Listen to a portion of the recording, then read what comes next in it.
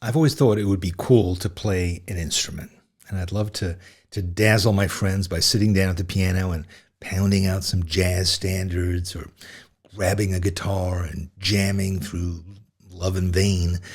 But so far, the closest that I've ever come to playing an instrument is keeping a harmonica in the shower and occasionally letting out a few squawking riffs that reverberate awesomely against the tiles. The first time I did it, my wife ran in to see if I was okay. So what's held me back from this musical ambition?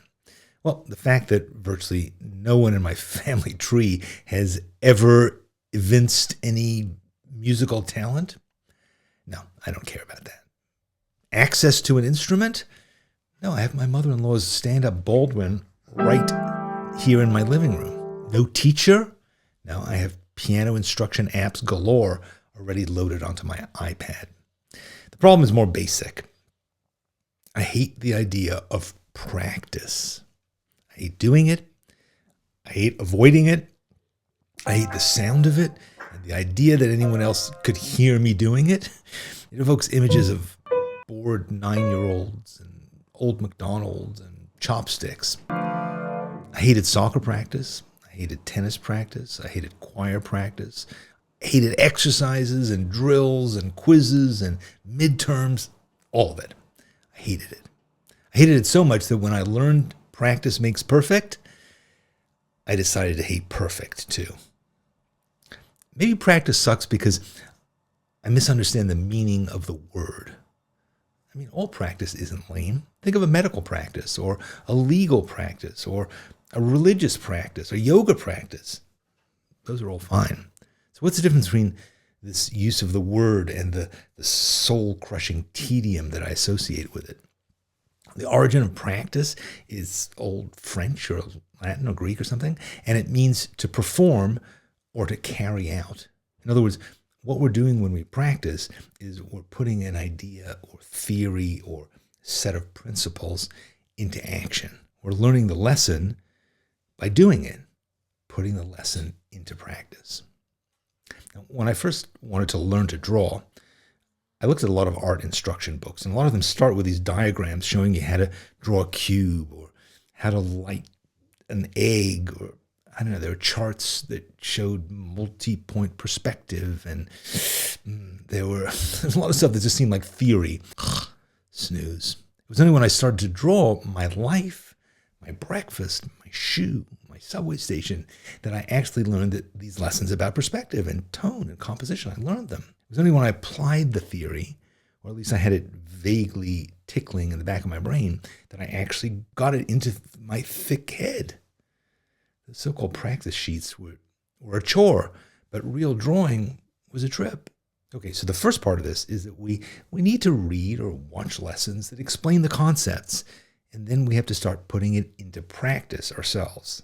We won't do it as well as the instructor demonstrates it, but if we do it slowly and step by step, we'll start to develop the muscle memory to make it more natural. If we can tolerate the screw-ups and the disappointing output for a while, we'll grow. Now, the other part of it is we have to stop thinking of practice as just a chore that beginners need to get through, that mastery is the end destination. No, practice never stops. When Carlos Alcaraz won Wimbledon last year, who did he thank first?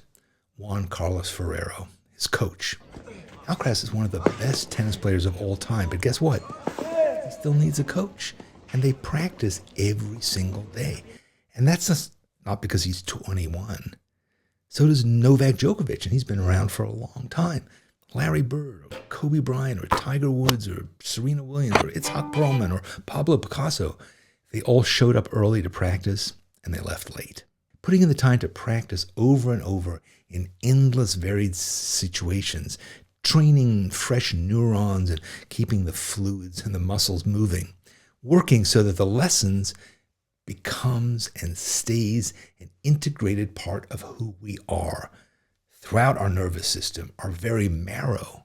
And there's always more to learn, new edges to sharpen, new developments to understand. Practice never ends. Practice is not a price that you pay in order to get results. It's not a chore. It's not a mindless chore. Practice is not the way to the goal. It is the goal. It is the adventure and its reward. And as for me, I just need to find some way to truly enjoy playing the piano, even though I don't know how. I need to delight in my mistakes and my growth and my discovery and my path. I need to allow myself to keep showing up, keep sitting down and being patient. I need to go from practicing the piano to making the piano a practice, the zen of chopsticks.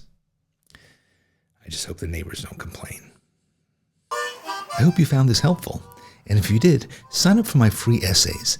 I'll send you great advice like this every week. And subscribe to this channel. I put out new videos every week.